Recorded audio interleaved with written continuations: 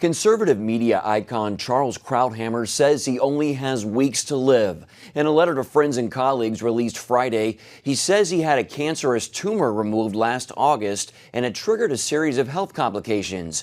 The Pulitzer Prize-winning journalist and columnist had thought he was making progress toward better health until recently when doctors told him the cancer had returned. CBN's John Jessup interviewed Krauthammer back in 2013 about his life and how he ended up as a conservative commentator who used to be on the other side of the political spectrum.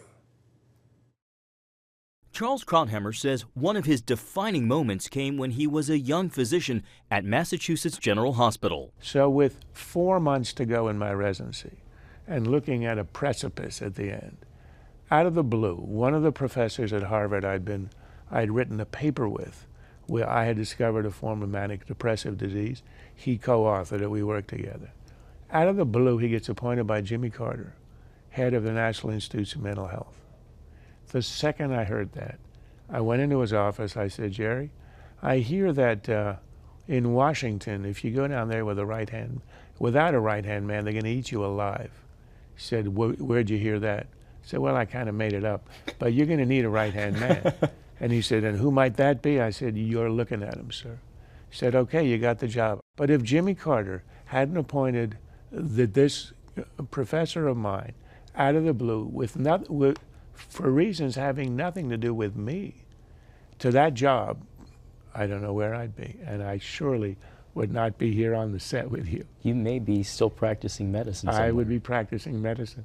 I don't know. I'd be working with rats, probably. Well, some might say in Washington you're still working with... Yeah, that's a very good point.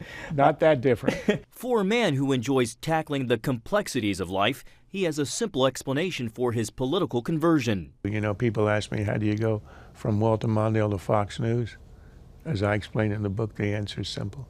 I was young once. In his book, he writes about politics, but he also reveals his great loves and obsessions: family, chess, the cunning of cats, and baseball. I like things that are hard and beautiful and elegant, and that would apply to gymnastics.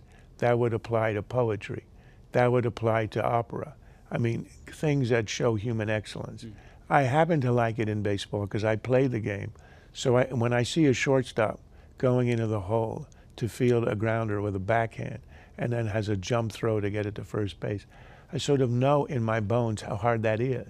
I don't quite know the same when I watch a ballet, watch an opera. That's not what I did. So I think you sort of love what you know in many ways. And because I know it, I love it, and I love to see it played.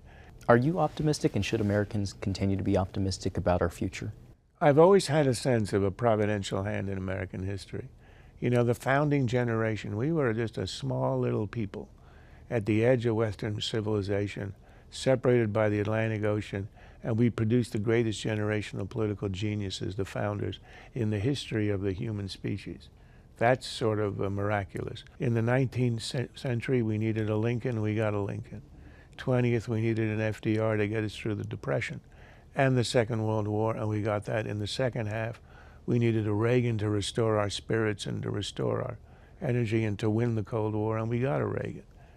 I don't know that we're going to get a savior. That's not exactly what I mean, but there's something about, and I think it's grounded in the basic decency, goodness, and common sense of the ordinary American, of the American citizen.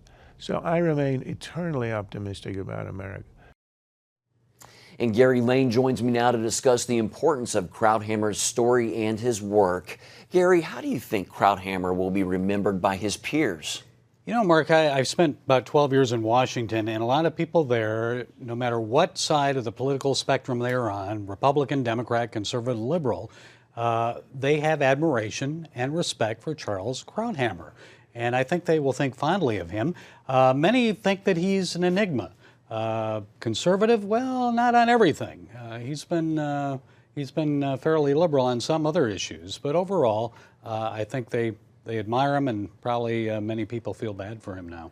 Let's talk more about his story. His comment basically saying that when he was young, he was more liberal in his thinking, but then he had a change of heart or politics. Can you elaborate on that? Yeah, I think he would say it's because he got older, and he got wiser as he got older. But He's always been very realistic, I think, in his thinking, and there's great admiration for the approach that he has in his commentaries, in his punditry. Mark, I think he's probably in 400 or 500 newspapers around the world, his column now, of course, on Fox News. But he's always been more of a realist, I think. Even though some people consider him conservative, let's give you a few examples. When it comes to economics and national security, he is more conservative in that area.